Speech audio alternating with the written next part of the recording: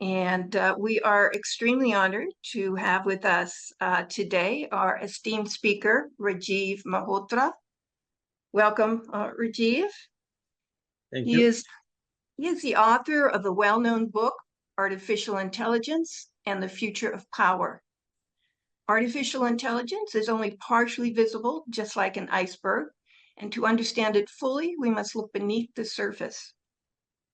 Artificial intelligence and the future of power is a wake-up call to action, compelling public intellectuals to be better informed and more engaged. We certainly would encourage all of you to read his book if you have not to date. And he will also be speaking towards the end here of a new book that he is working on regarding integral yoga. We will be taking questions and answers the last 15 or 20 minutes, so please put them in the Q&A box. And with that, Rajiv, we'd like to go ahead and hand it over to you. Namaste, everybody. Thank you for inviting me. Vladimir and I have known each other since the, I think, late 90s. And I did my foundation did a lot of projects in Pondicherry and Aurobindo on many fronts. And we've collaborated. Vladimir and I have collaborated on some of the works that we did. So I'm delighted when he called me some couple of years ago that he's moved to South Carolina, and we discussed ways of staying in touch more closely. And I'm very glad that he invited me to share my perspective on artificial intelligence. I would like to say that though I started my computer science grad school work in AI in the early 70s, 1970s, when I came to this country. I came as a physicist, but switched to computer science. At that time, AI was sort of a fantasy, a dream. There was not enough hardware power to do what we can do today. There was not enough memory. There was not enough big data. There was not enough sophisticated machine learning, systems like neural networks and so on. So we were making progress, but very simple kind of things. But the philosophy was there, the metaphysics of what is AI, why do we need it, and what are some of the benchmarks, how to go about it. The theoretical foundations were being developed more than actual successful applications. But I kept in touch with it. And even when I had my own spiritual wake-up call in the mid-90s and decided to quit my tech work and join and start up my own a new kind of startup, Infinity Foundation, as a spiritual exploration startup. Even so, throughout that, I kept in touch with AI, not as a professional, not as somebody who is actually involved in doing things in it, but as a person watching it, philosophizing about it, commenting on it, critiquing it, and so on. So in that sense, this book, Artificial Intelligence and the Future of Power, 5 Battlegrounds. This came out a few years ago. And at that time, people were not ready for it. It came out in 2018, but I started talking about it in 2015, 2016, so about 10 years ago, because I was concerned about several things.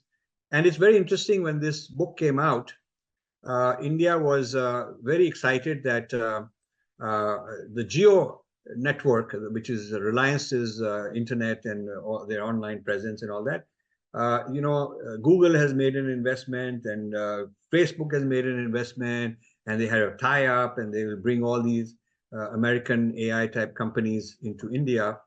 I was against it because I said this will forestall a made in India AI technology. It will bring in the AI technology which has all the biases that these other people have. And I will talk about it. I will talk about the bias that AI has. Bias which is somewhat sometimes intentional and sometimes unconscious, because if you look at how Google trains its machines, his AI algorithms are trained on New York Times and Washington Post and Wikipedia and the collected works of all kind of great Western thinkers. It's not trained on the works of Sri Aurobindo, for example. It's not trained on the works of Swami Vivekananda. It's not trained on our own rishis' views on life and Vedic thought and all that. It's not trained on those. It's trained on Western views of us and Western views of other things. Even the idea of ethics, even the idea of education, even the idea of social justice comes from somewhere else. So the colonization, we know the colonization project was to take over all the knowledge disciplines and to put them into a Western framework, a European framework based on Europe's history and what Europe has experienced. That became kind of universal template. Nothing wrong with it for Europeans. They should understand their history and make knowledge out of it. But they should also respect that Chinese have a different view of the world, and Vedic view is different, and Islamic view is different, and there are multiple worldviews that have to be respected.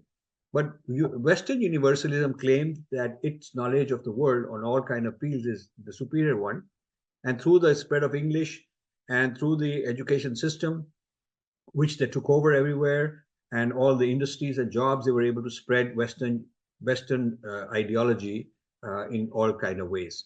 And so the literature that's out there, which is being used to train AI algorithms, is the same thing. We're trying so hard to decolonize, and now AI comes as a new recolonizing force. This is something I talk about in this book. Now, the subtitle is 5 Battlegrounds. That's the byline here. So let me explain what they are, and then I'll focus on a few more detail. Battleground 1 is the sthul sharir, the physical body of humanity, external. It contains things like economy, industry, education, jobs, these kind of social dimensions, which are very important. And it talks about all the benefits that AI brings. You can have better agriculture, better medicine, you can have distance learning in education. But it also raises issues. The Industrial Revolution in England created the British Empire. There was no possibility of ruling over large parts of humanity had it not been for the Industrial Revolution. Because the Industrial Revolution gave them a manufacturing advantage. The factories, electrified factories, were more efficient, and they could do large-scale production, not so labor-intensive, and they could take over one industry after another, textile, steel, blah, blah, blah, all kind of industries, which used to belong to other countries. And India, because it was not allowed to industrialize, and the other country, Britain and France did industrialize, so they became colonial powers. And the East India Company's success is because of the Industrial Revolution. Until then, it was just some small-time trading company. So when you consider AI as a revolution, it will also have a similar impact. So in this book, I ask, is Google the new East India Company? Can it have the power to decide, if it has the power to decide what you'll buy? Because after all, Google's services to you are free. All the search engine, the Gmail is free. But imagine, just think for a moment, the most popular services in the world, all over the place, are free, and yet those providers are the richest people in the world. So how does that happen? What is the magic that some people, they're so generous, so kind, so wonderful, so altruistic that they're giving you all kinds of amazing things free, and yet somehow, mysteriously, they are the richest people in the world? Now, this ought to occur to any intelligent person, this question. And the simple answer is that while you are consuming these services, they are hacking your brain, your psychology, your behavior, what makes you tick, how you can be manipulated, how you can buy, how they can make you buy a particular brand of shoes, a particular airline ticket, a particular holiday, a particular, whatever retail items you're buying. They can make your behavior, they can modulate your behavior better than any other advertising, and they can get a commission on it. And that is worth trillions of dollars.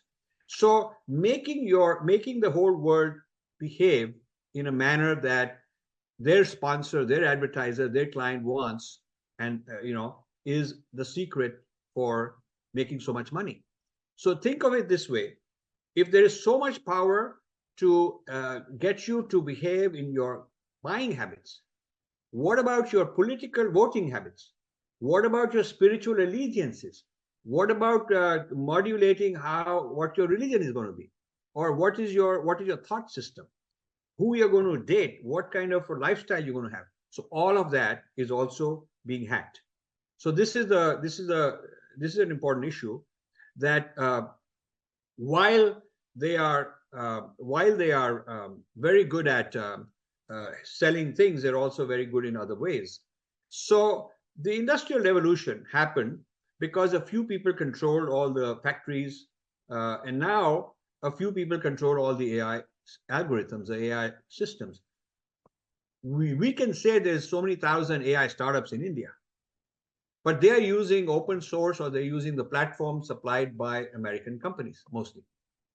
These platforms are not Indian. We don't even have an Indian operating system or our own email service or our own internet platform or our own social media. So the investment in AI, which has been made by these American gigantic companies, it gives them a control. They can set the knobs. They can control what is considered fake news according to their criteria, okay, and what is not, and who to deplatform. And if you speak in a way that they don't like, they can deplatform you. If they like you, they can boost you. So it's a game rigged. It's a game that is very exciting and tempting. Everybody can start their channel, everybody can start participating, but at the end of the day, somebody has more controls over others. So at the story level, I'm predicting that this is going to have the similar effects as the Industrial Revolution did in terms of creating gigantic corporations in the world like the East India Company that'll go across national boundaries, that'll have more political power than countries, because the East India Company came as a corporate company, not as a British government with troops invading India. Britain did not send troops from the government to invade India. A corporate entity muscled its way through nice finesse and understanding the behavior and making one guy fight another. They did all that and they built a big empire. Okay. So I feel that this AI and its control over the social media, its control over education policy, its ability to put a scandal here, to put some fake stuff, to even make some, artificial videos and all that stuff. It's getting more and more serious. They'll have the ability to, create empires, and not necessarily directly as in their own name, but through sepoys, through proxies. So they'll have that control capability. And I think the only people countering this American oligarchy, which is shaping up, are the Chinese. They're building their own equivalent, and they have banned the Americans in their country in order to encourage their own, which is something foolish India did not do. And also the Arabs. Now, Qatar has started its own AI system. Falcon is the name of their version of a chat GPT, and the Saudis have announced that they're going to do it. Those AI systems are going to be trained on Arabic texts, similar to like if we were to start an AI system and train it on Sanskrit texts. You see, so while India is just sort of consuming the American AI systems and building tools on top of an American platform, maybe it's open source, but it's not our platform. And the fundamental training has not been done by us. That's why some of the AI systems I'm developing to promote and educate people about my works, my writings, Vedic knowledge, I'm finding that there's a lot of hallucination. Hallucination means that the AI system says something that we did not want it to say. We did not teach that. Where did it get it from? It's sort of like you have a young child, and this young child goes to a certain type of school during the day. Let's say one child goes to a madrasa, learns that ideology because they teach a certain way. Another one goes to a Catholic convent and learns their ideology. Another one goes to a Vedic Pathshala and learns their ideology. Another one goes to a Maoist training camp. So these different children get a foundation differently from each other. And then the parents think that they're teaching the child. But sometimes the child says something that the parents say, hey, my God, where did he get it from? Well, he got it from the other place, which is also educating him. So whatever we are doing on top of open source, some foundational biases already exist. Some foundational training has already been done. None of these things come with totally empty, because to train something from absolute scratch would take hundreds of millions of dollars of investment. I've gone through this exercise. It will take a large amount of money, which nobody has invested in India. So, this new gigantic AI revolution is going to create unequal outcomes. Some Businesses, corporate entities will become the new oligarchs, the new empires. Some countries will do better, USA and China. You know, the old industrial revolution in the 1800s led to Britain and France becoming the two rival world powers, enemies with each other, but also competing over who gets to colonize this country or that country. They were fighting wars in India, British Army and French Army fighting wars in various parts of the world, in Africa, in India, in different places, to over control of territory. So I see the US and China as the two principal, giants of this whole next age will fight each other, but will also fight over who controls which territory. Does China control this country? The US control that country? And AI will be like the Industrial Revolution was in the 1800s. So this is my view of it.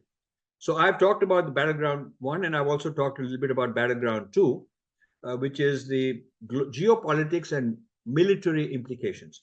So battleground one, which is about industry, jobs, etc. Battleground two, which is about geopolitics, military, are the sthul sharir, the physical world, and how it's going to be impacted. And I've just touched upon it a little bit.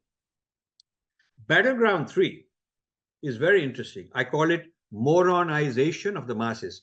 Moronization, which means turning the masses into morons, which means people who don't think for themselves, people who are on autopilot.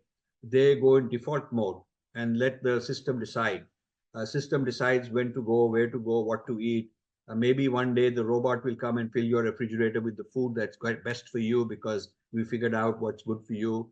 And, so more and more free choice being surrendered, surrendering your free choice, surrendering this ability to think for yourself and make decisions, and this buddhi, giving up your buddhi and letting the algorithm have more buddhi over you because you trust it.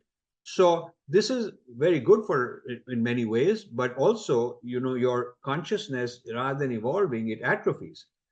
Rather than becoming more conscious, more alert, and expanding your ability to think for yourself, you are now just sort of going back and letting it make decisions for you.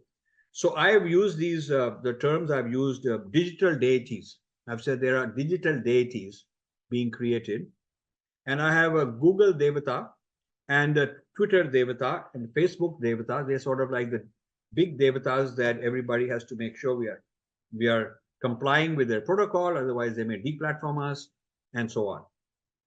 So this dependency, the psychological dependency and the psychological emotional surrender to these systems is a major problem for me, and I don't see enough being done to counter that.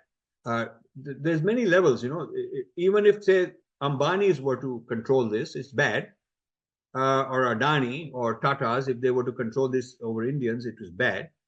But at least they could be subject to regulation and accountability within India. Whereas when Zuckerberg controls the buttons of what will happen, or somebody like that, you have multiple problems. Not only you have a problem where some person knows more about the technology than you do, and he can manipulate you and make a kind of a fool out of you, make a moron out of you, and you're just happily going along because you're getting all this free stuff and you're very excited about it. Not only that, but he's outside the jurisdiction where you have any authority, where you can get back to him, where you can regulate, where you can hold him accountable. These foreign-based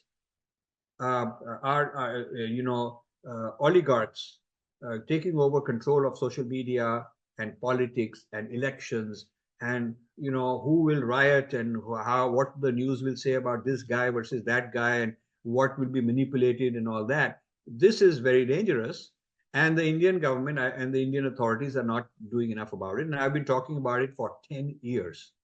For 10 years, not only giving a lot of the early copies of this book to people in various places, to gurus, to media people, to government people, to military people, all kind of people, but also giving short versions, giving them videos, giving them PowerPoints. The result is people are sort of waking up very slowly, okay? But the explosion of AI in India is only in the form of training human beings to become AI engineers and work for Google. become knowledgeable in AI, take a course and work for Microsoft. Okay, so we are basically providing the coolies, the tech coolies, the AI coolies, to empower and further empower these foreign AI giants. We'll get good salaries, no problem. We may create a middle class, great. We'll bring some knowledge, fantastic. But the intellectual property being developed by these lakhs and lakhs of AI engineers in India does not belong to India. It belongs to whoever is the client. So even when they say that so many patents of AI have been filed in India, it's filed by Microsoft India and people like that, most of these patents.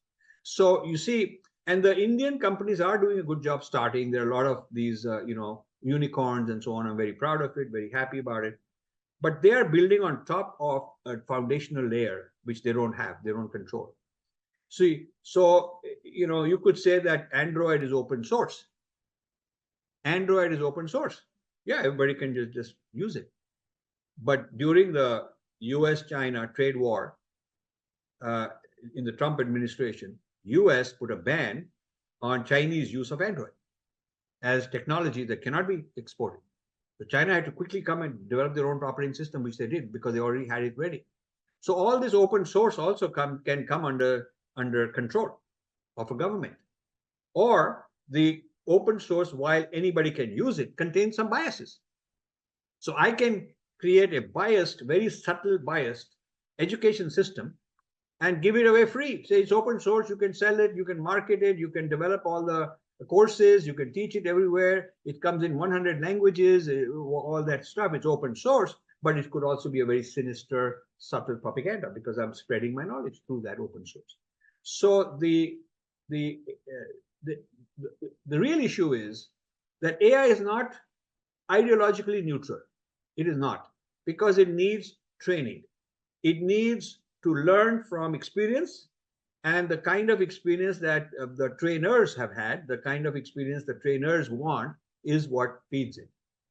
So if I have a certain point of view and I were to go to Google and say, this is my view on the Aryan invasion theory, this is my view on the Varna Jati system, this is my view on consciousness, this is from my tradition, these are my views on various things, I can come up with a lot of things. And I want my views to be represented in your algorithms. And when you decide who is going to be banned and who is going to be shadow banned and what is bad news and what is fake news and all, I want my criteria. They're not going to be accepted because they have some guys sitting inside who know who's going to decide. I've been to Google headquarters, and they also told me that there is a Hindu group and a Muslim group and all kind of groups of different ideologies and different people.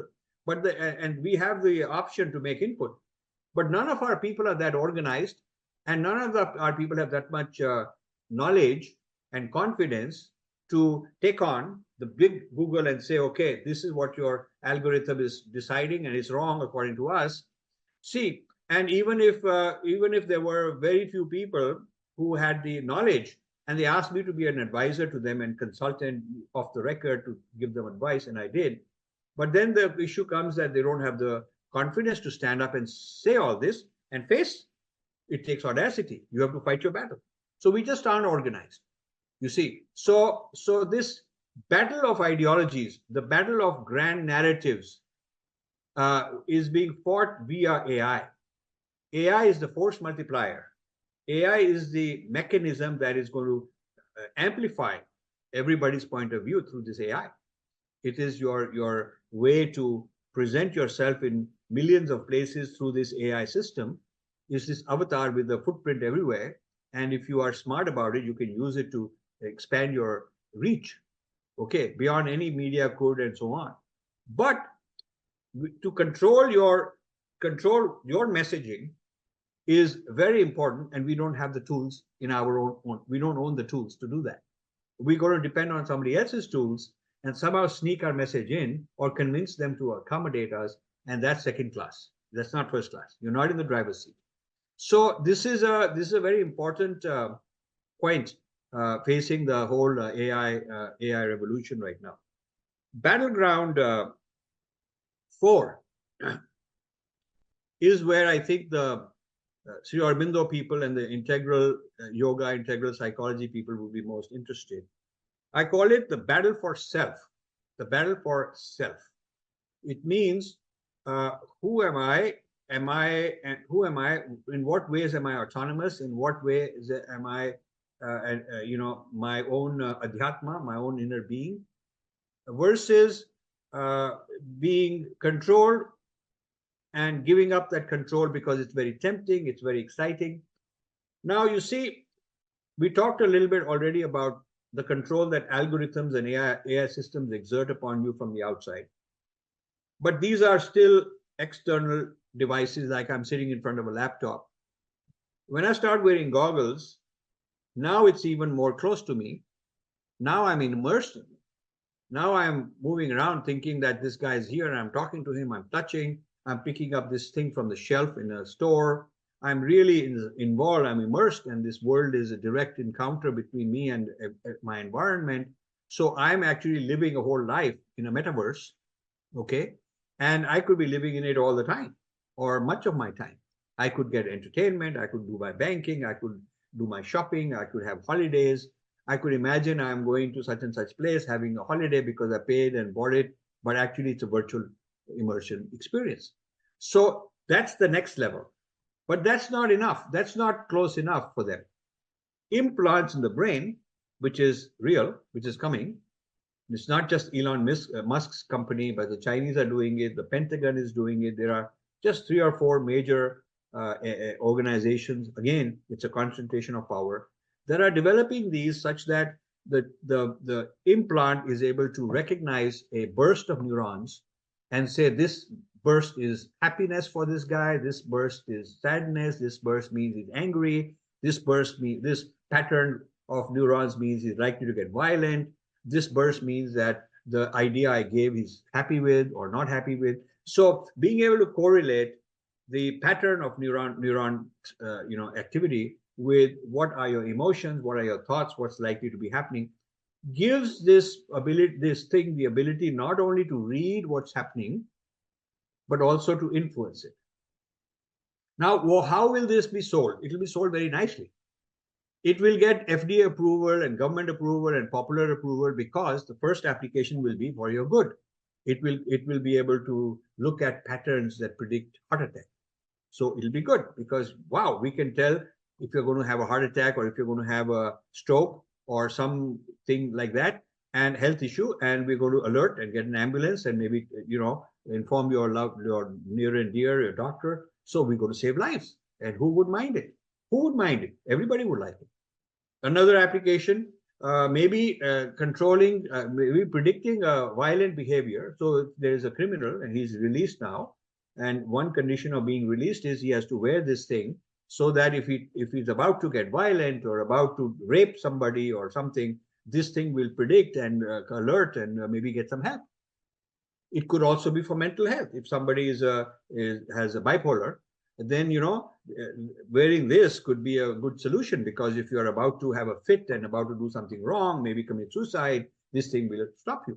So medically, it could be very useful. In terms of crime control and behavior control and violence control, it could be very useful. In mental health management, it could be very useful. So these are the kind of applications which are good for everybody, under which the whole implanting technology will become popular. And who would not want it? Government might even require it. That if you are a violent person and we want to release you, one condition is that we have to monitor you. So this is how we're going to monitor you. So once the technology becomes accepted, then then other applications come. Like we can sell you entertainment, fantasy. You could have fantasy sex by having this kind of experience inside you. You could have a holiday. You could imagine that you're going down the Niagara Falls and there's all this water, this mist coming at you, and this wind, and it's so exciting. It's like the real stuff. Or you're coming down on a parachute or something, and you're having that experience virtually. So this business of faking your senses, giving your senses an experience which is not actual stimulation from the external indriyas. It is like artificial indriyas that are giving you this experience. So this will be a great entertainment.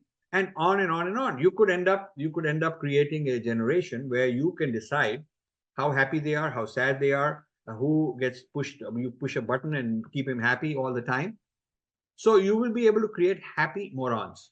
And I explain that in this book, happy morons, which means the person is really not that smart, not that knowledgeable, not that involved in all these things, but he's full of himself. They've beefed up his ego and he thinks a lot about himself and they're keeping him happy. They're keeping him happy. And so this kind of a society, I predict a stage after that, which I don't want to get into. It's pretty, you need to read it for yourself, but I'm predicting what will this happy moron state of affairs lead to. What kind of a society are we heading toward? And then there is Battleground 5, which is specific to India and its policies and government and so on. So that's what the 5 battlegrounds are. Now, the reason I wrote this book is because as somebody who's worked with Sri Aurobindo, his thoughts on consciousness, and as a practitioner of meditation and trying to do my best and raise my own consciousness and work with others and help each other in the spirit of Sri Aurobindo's teachings, I am very concerned that this AI-based movement is a counter movement. It's a movement which is going to empower behaviorism rather than meditation-based. Already, you have people going around saying that we can give you the same excitement, that same feeling of anand as meditation does, but without having to learn any meditation. The yogis took 20 years to achieve it, and now we can just put some brain stuff and give you the neuron pattern to give you that feeling without having to practice anything. So in a sense, this is a kind of a electronic version of drugs. LSD, when LSD came out in the 60s, LSD promised that, you don't need to meditate. And this was the whole big opportunity for Maharishi Mahesh Yogi, who came from India, taught them TM, Transcendental Meditation. And the whole thing was, I can give you that feeling without having you having to take any drugs. So don't go to the route of drugs. Stop the drugs. I'll teach you how to meditate and give you that feeling. So there was a competition between the LSD, approach to feeling high and the TM approach. And it's taken 40, 50 years to educate the world, the Western world, and everywhere in the world that meditation is good for you. Okay? It takes some effort, takes some discipline, but it's good for you. Now comes AI, which is actually strengthening the hand of the behaviorism, the materialism, because to do this with AI, you don't need to know anything about Sri Aurobindo. You don't need to know anything about consciousness. You don't need to learn meditation. You just do it. Somebody pushes the button and you feel good. It's like taking LSD. Okay. But there's no molecules being injected in you. It's neurons being moved a certain way. It's neural LSD, if you will, okay, to produce a similar kind of an effect. So this is where I see there's a clash of civilizations. There's a clash between materialism and spirituality. And AI is right at the crossroads of that. Before AI, this is why I was monitoring AI for all these years, because I also wanted to make sure it's going in the right direction. And I'm not happy that my own fellow, Vedic people, Aurobindonians, have not played a role, And the next book I'm writing is on the appropriation by Ken Wilber, Appropriation of Sri Aurobindo by Ken Wilber. It's a 500-page book. Vladimir helped me in the early days, way back. Vladimir knows that I've been working on this book since the 1990s. And I went to Auroville many times. I went to Pondicherry many times, gave many talks, tried to get help. But there was not much interest and help. People were lost in their own, whatever ideas they have or whatever they're trying to pursue. But they were not out there wanting to defend their guru being appropriated, being distorted by Ken Wilber and his whole school of thought. So I started working on my own to do this. And I've spent 25 years. It will finally come out this year. And it's a book which challenges the integral theory of Ken Wilber and from the Sri Aurobindo point of view. In doing so, it brings Aurobindo back into the debate, back into the global discussion. And what I really want to do is taking on Ken Wilber brings us in a position where we can then next take on the whole AI consciousness evolution movement. Will there be a Sri Aurobindo ideas based consciousness movement of the future, or will there be an AI with implants and with everybody subdued into a nice moron, happy moron, feeling high, all that kind of stuff? That is, I think, where our generation is at. And I want to play a role in this. And I want to bring many of you along, invite you to collaborate. I will be writing a lot of stuff on this. So I think I have done my 40 minutes, I was told, discussion. We could go on for hours and days. Maybe someday we will. But I'm thanking all of you for listening, and for those who invited me to come to give me the opportunity. And now I would love to answer your questions. Thank you very much, all of you. Thank you so much, Rajiv, for such an enlightening talk on AI. I think, most of us are so overwhelmed because this field is going like lightning speed, and we either react by fear, right, or we react by being over optimistic and really ignoring some of the threats and some of the concerns that you've mentioned today and that you mentioned in your book. And so it behooves us obviously to get more educated, and as you've said in your book, to come to the table and address and acknowledge the issues. I guess from my perspective, and then I don't know how Vladimir's throat is holding up, but I'll also open it to him before the questions. From my perspective, the question I would have for you, Rajiv, is, you mentioned the power of Google, Microsoft, Amazon, Netflix, that we're giving over our freedom of choice. And we have already given over our freedom of choice. How do we take that back? Or how do we reduce that surrendering of our power in the future? What is individuals like myself and others, what is our best course of action at this point? So this is a wonderful question that you're asked. Let me just turn this off because it's going on disturbing me. So this is a wonderful question you've asked. The answer depends on the individual and where they are in their own inner being. And since you are a follower of Sri Aurobindo and you're a meditator, I'm sure, so I'm going to address it from your point of view. And I'm so happy that you've asked this question. I don't get enough opportunities to address people like you and people like this audience. That's my favorite. I want to talk to them. I feel that we need to adapt our meditation. We need to adapt our own evolution as meditators to a point where we can kind of position this external source, external thing, not let it get too much inside, but manage it, use it, get the benefit of it, but not let it take over my selfhood. Now that's something I'm working on for the last 5-8 years as a meditator, meditating, getting myself in a state where I know what the game is. I know that I'll control what I want out of it. Like I control my car. I know where to go and what to do, but I'm not going to let the car take over and drive itself. So similarly, using this AI consciously, making sure I understand the ramifications. I understand how much it is my slave. I don't want it to become its slave, but it should be basically material world that I can understand its algorithms, its behaviors, and make it do what's good for me, like we do with all other technologies. But being very conscious of that tipping point where it's just going to take over or cross over, and not letting that happen. This is not a theory only. This is an actual experiential practice.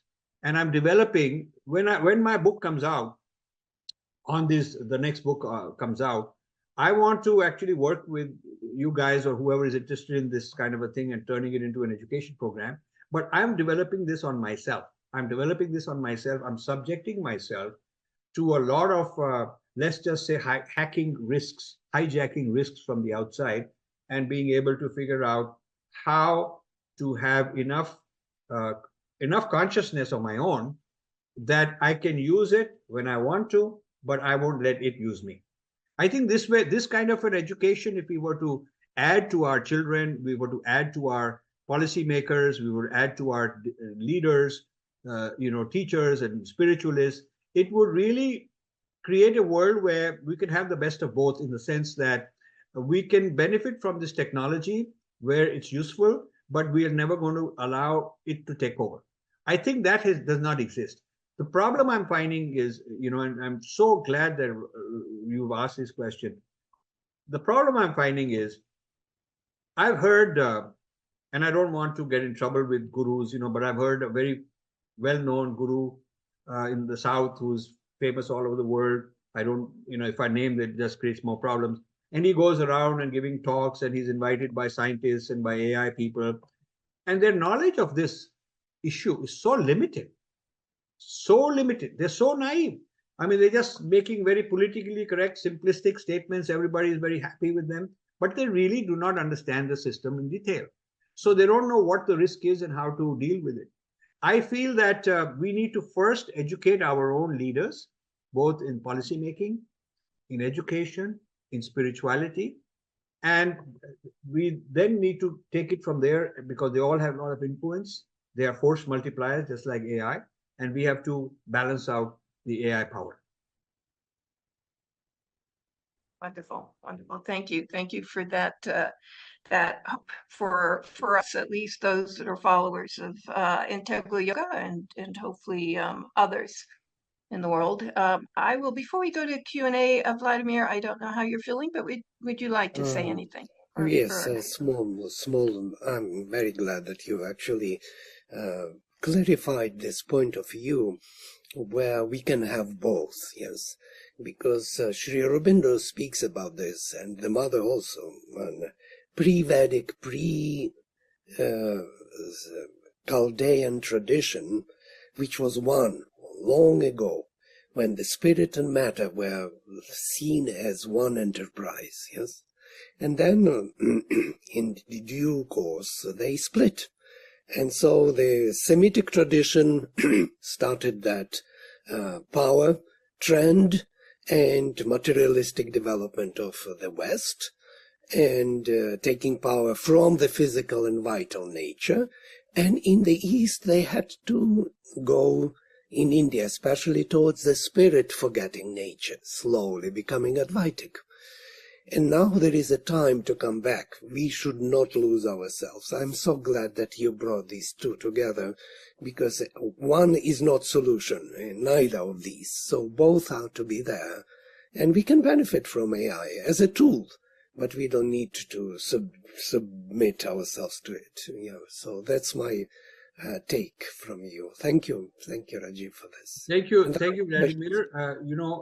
You see, the thing is that the option of rejecting AI is not an option in practice. We can't do it. I mean, if you and I and all 100 of us who are participating in this webinar, and the rest of people who are on board, even if we want to, I mean, whether it's a good thing or a bad thing, the point is it's not within our power. It will happen. That's the nature of technology. That's the nature of supplying the world with goodies, which are very, good for the ego, which everybody wants. People are lazy, they're tamasic, they want more than they can produce on their own, and they want something else to do the work. And now here comes AI to do the work for us. So this laziness and this tamas is going to make AI very successful, and the people will be very rich. The question is, can we have a more awakened, not a tamasic, but have a more awakened, engagement with this from people who understand this much better, the whole relationship of spirit and matter, and why one subduing the other long term is not going to work, because they're both part of reality anyway. So wonderful. So let's have some more questions. And I'm just going to, there's several questions here, but two of them are how can we collaborate with you is one of the questions, and the related one, how can we help you in this endeavor? So people are very impressed with what you have to say and the work that you've been doing and would love to support and participate.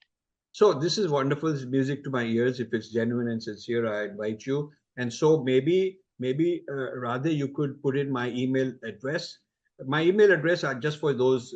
I can Rajiv Malhotra, RAJIV MALHOTRA 2007. Rajiv Malhotra 2007 at gmail.com. I'm also on Twitter at Rajiv Message. You can follow me, and I'm on YouTube, Rajiv Malhotra.official. That's the name, Rajiv Malhotra.official or infinityfoundation.official. My website is rajivmalhotra.com. All my books are there and all kind of stuff.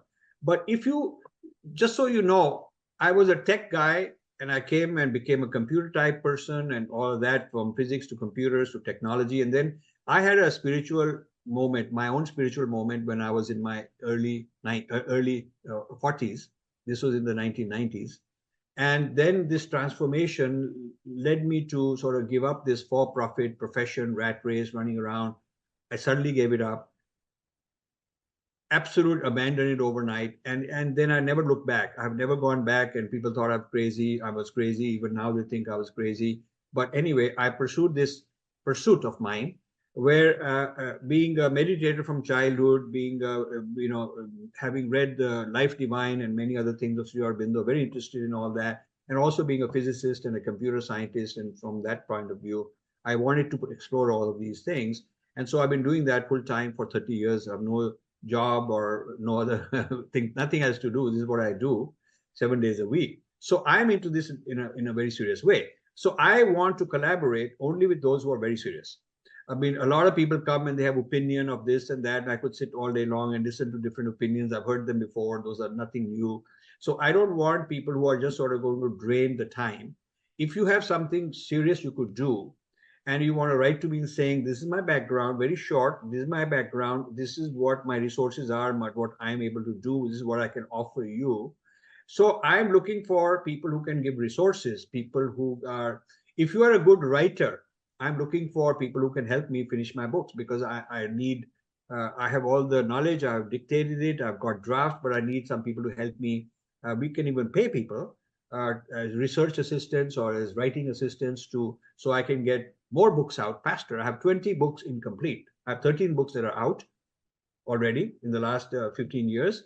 I have about 3 or 4 that will more be out this year, and I have 20 more yet to do, which are like 95% done. This book, which I'm going to produce, which is about Ken Wilber, hijacking Sri Aurobindo, Vladimir knows that I've been working on it since the 90s because he's been part of this. I've been talking to him and talking to a lot of people. So like this, my 20 volumes are all sort of working for many, many decades, but they need to come out. And I want to make them perfect and bring them out. So I'm looking for help. And that means that you have to be somebody good at it. You can't be somebody who says, look, I would like to help you, but I don't know, teach me. So I can't teach people at this stage. You have to be talented. You have to have a good organized mind and writing skills. So if you want to send me, you're saying, okay, here's a writing sample. This is what I've done. I'd love to work with you. I'm very interested. On the other hand, if you're somebody else, like not a scholar, not a writer type, but somebody who says, okay, I want to organize talks. I want to organize, how to take this knowledge, how to take this kind of a knowledge and turn it into an e-learning course. I would love to do that. How to turn it into something that can, not everybody is going to read 500 pages, although we do have summaries in every chapter. You can read the introduction and the summaries and you'll get a lot of the knowledge, but still there are different ways to help me propagate this knowledge. So I'm pretty much a one-man show.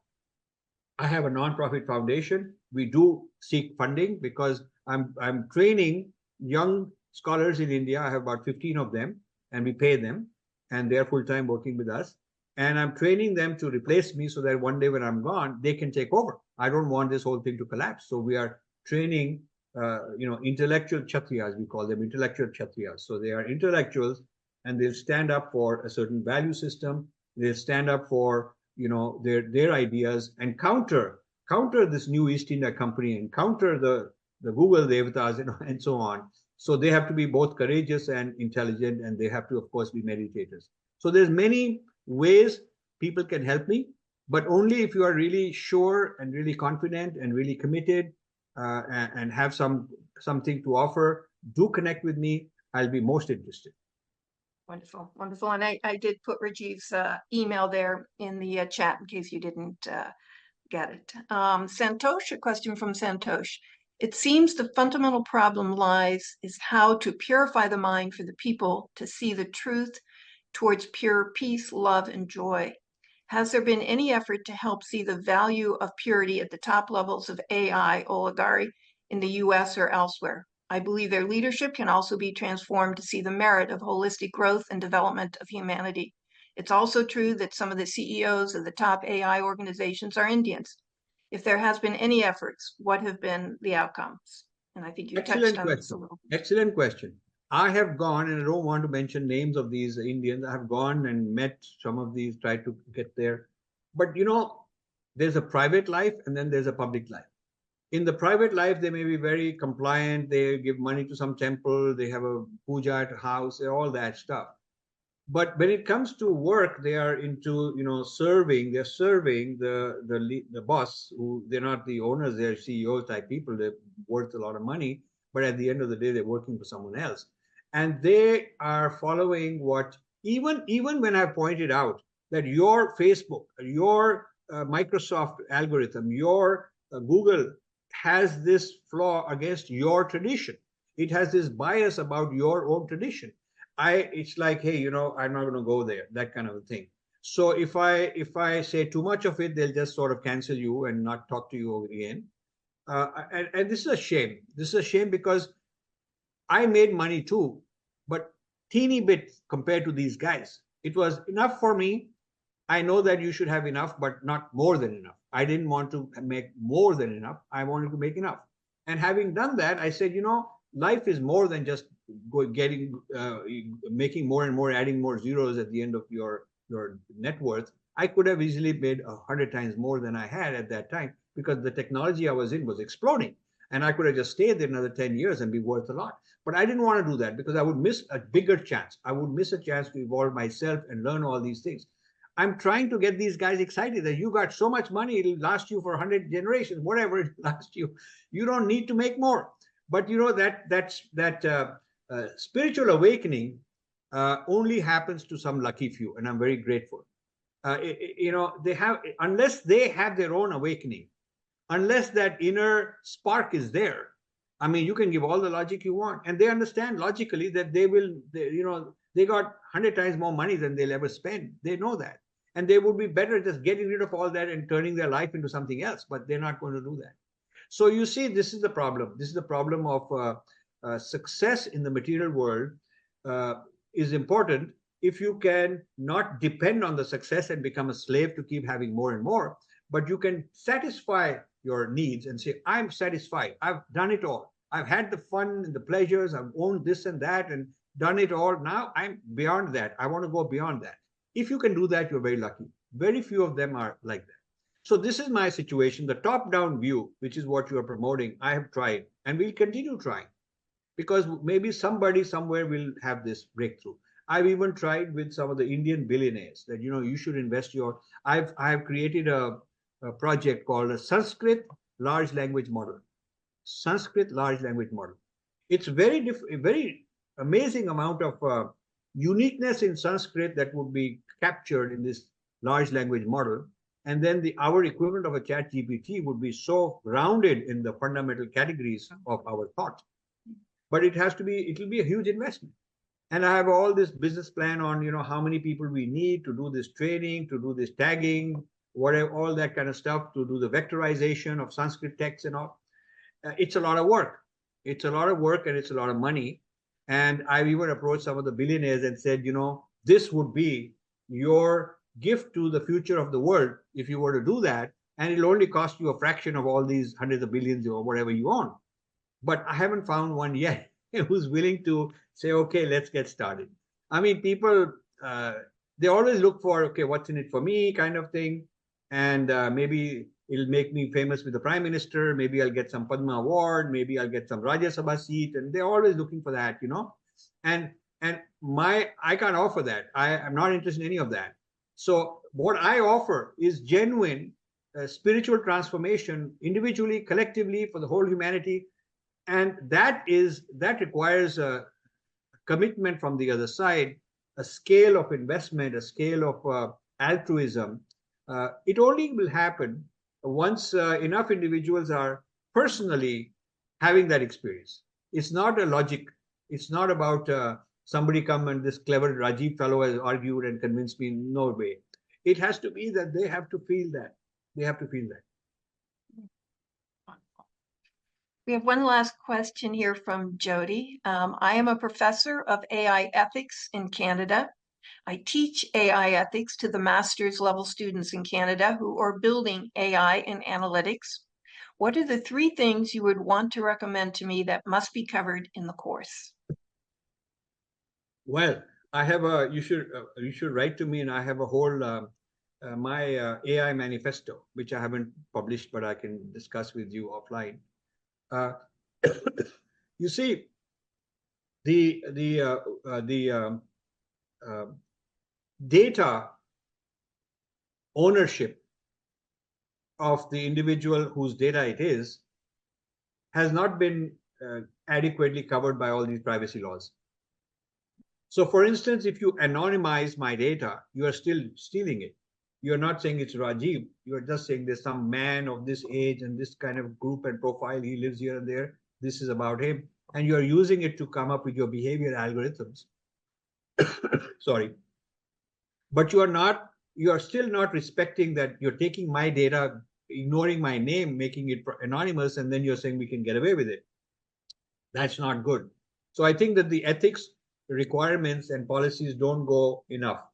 Secondly, I have some ideas, some architectures to build AI systems that will actually detect AI biases. So I can use AI against AI. And again, that's a project. It requires serious funding and backing, and I haven't been able to get people who are willing to do that. So the idea is basically that just like AI can control the whole ecosystem of a social media against whatever its values have been trained, whatever biases it has, so also we can train an AI to look at what the behavior is of a certain network, of a certain writer, of a certain university, of a certain institution, and look at it for biases and rate it. And I would love to be able to do that. So my ideas are more sort of creating new systems. Of course, what you are doing is very important, which is you are training individuals to have more ethics. I am looking at it, what are the systems that we can develop that can make AI more ethical. But as an individual, getting them into a meditation program with the idea that my inner life, my inner being, my adhyatmic life is superior and more important to me for my evolution than all this external stuff, which is a game I'm playing also. I'm fine with it. But the inner evolution takes preference and is privileged, it takes priority. Getting them on that track will keep them honest.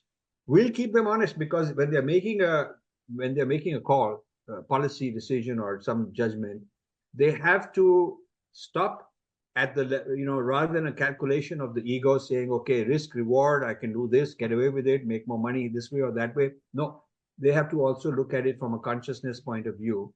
And if they have evolved that, it's not about logic, it's about evolution.